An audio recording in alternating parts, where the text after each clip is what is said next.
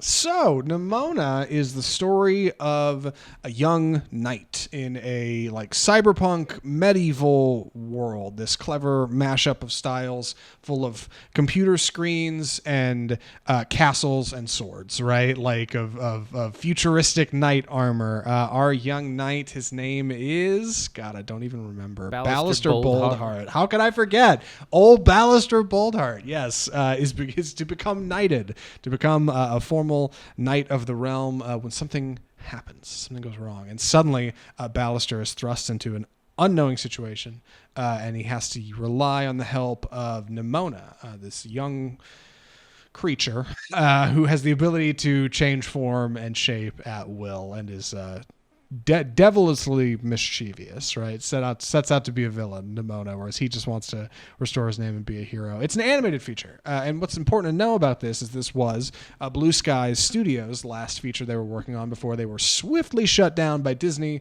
upon acquisition of 20th Century Fox. Netflix bought the rights, adapted what they had, and produced Nimona. It is now out and coming out to surprisingly good reviews. The movie is Nimona on Netflix. Andy, what did you think?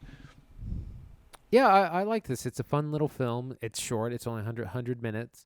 It I wasn't with it in initially because it's very kind of cutesy and fun and very kind of aimed at young audiences. But it gets more serious the longer it goes.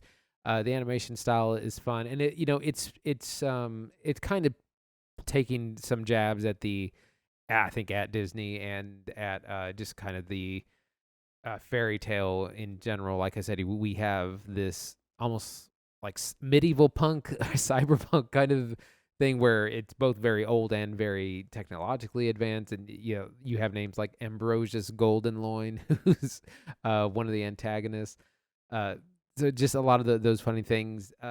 Chloe Grace Moretz is really great as Nimona. Is incredibly animated character. She's someone who kind of functionally can't really be hurt, and so she's not careful. Like she doesn't sneak around the castle. She like breaks. She always wants to just break stuff, and it's really funny. She's not worried about anything they run into.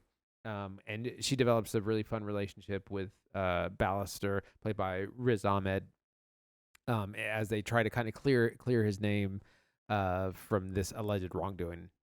Yeah. Also, quick mention for Eugene Lee Yang as Ambrosius Goldenloin, who's a real character. He's actually really fun. He's from the Try Guys on the internet. If you watch that, shout out to him. And Beck Bennett from SNL, who plays this like goofy knight bully kind of character, right? Like, love Beck Bennett. He's great. We saw him in Greener Grass, underrated feature. And that's what I think this movie is, underrated. Like, I know people have been saying, "Oh, it's good, you should check it out," but like, I think it's not getting a lot of attention because it's animated and it looks a little strange on the front with like the knight armor and like the laser weapons. The world of Nimona is really well put together because it doesn't spoon feed you. Like, it just drops you in on the day that Ballister is to be knighted, and he's stressed about it.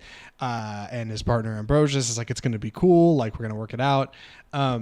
Like, and you see this world kind of unfold in front of you where like you have all of these castles and like old village kind of town set up, but it's like covered in this coating of technology, screens, and people got iPads they're walking around with, and laser things, and like cells with LED lighting on them, and all of that is wrapped in an animation style that is incredibly well budgeted because I think this movie's well storyboarded. The shots they have look really good, but they're cheap. Like, they go for cell shading, so it's not expensive to like color your film. Bright saturated lights and big colors, like to kind of distract from lack of shading, like lack of depth. You end up getting a feature that like is functionally not much more different than like an episode of Star Wars: The Clone Wars, like that came out on Cartoon Network, like a TV show budget. But that looks really great. And you combine that with great voice acting, headed by Chloe Grace Moretz, and you get a feature with like a lot of energy and a lot of bounce on a budget, like that's surprisingly effective. I don't know if that's why Disney shut it down, but it's really great that Netflix managed to pull it out here because it ends up being a lot bigger than it seems on the page. Yeah, it's a fun little film, and it gets serious.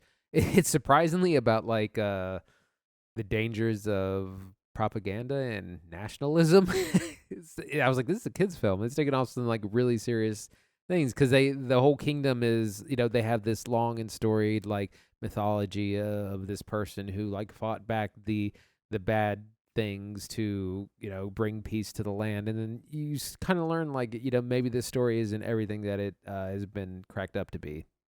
Yeah, it's delightfully gay. It's worth mentioning. Ballister and Ambrosius are together, right? They're boyfriend, which is really exciting. And Chloe Grace Moretz's Nimona is functioning a character who's transitioning between forms at will and never really identifies as one or the other, which is a struggle for Ballister to kind of grow to understand. But overall, I think it works really well. It comes off a little heavy-handed for me personally, but I feel like if you're younger, right, if you're a family watching this, like it feels wholesome. It's not too in your face. Like I think that stuff works really well, and it's good for kids who are trying to, learn about identity and like kind of feel out who they feel themselves to be. Like I think that's important. So that stuff works. Andy, why do you think Disney kicked this one? Any thoughts? Any hot takes? I don't really have a theory. I don't know, want to mention it before we wrap up. I mean, I think it's not really the Disney brand, and it's definitely poking fun at the Disney brand. So I think that's probably why they're not wanting to release, or they didn't want to pick it up. They didn't want to release it. They didn't want anything to do with it. Yeah.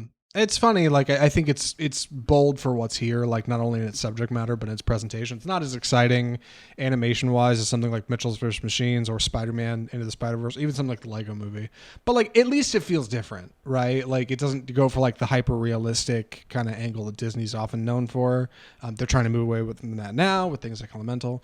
But like a lot of it feels like Disney animation, right? Big eyes on your characters, or a lot of the animals that Nimona will turn into look like they fell out of a Disney movie. Her gorilla, I swear to God, looks like a gorilla from Tarzan. She turns into a deer at one point, and I'm like, that's Bambi's dad. That's what that looks like. Like it is the same lines, like the same style of animation inspires these characters. So it's a little weird that it got dumped. It's a bummer for Blue Sky. Like I think a lot of great animators that were working over there.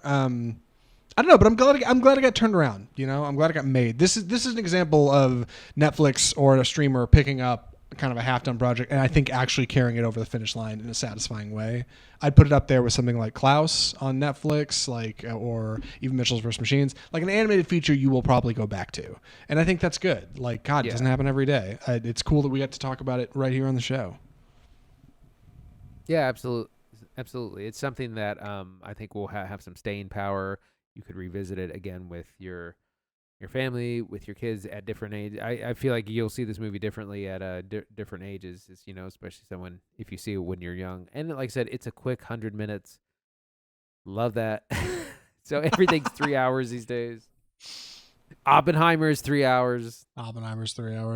Yeah, let's just hit the recommendations real fast. Andy, would you recommend Nimona? I would. It's a sweet family kids movie that has a lot of charm. It's funny, great performances by the leads Riz Ahmed and Chloe Grace Moretz. Some good messages about not believing everything you hear or that you're told about the place you grew up in. Yeah, I highly recommend. Yeah, same. I think Nimona's really cool. Would recommend. Lots of fun. Decent date movie too, if you're into that. Like pretty soft gloves, not too tough. Decent resolution. Would recommend Nimona on Netflix. Andy, next week's going to be wild. I don't know if I'm ready for next week. Like, not only go to the theater, but like to talk about, what we got to talk about. What are we watching? Barbenheimer is upon us. And this is cultural event of the decade.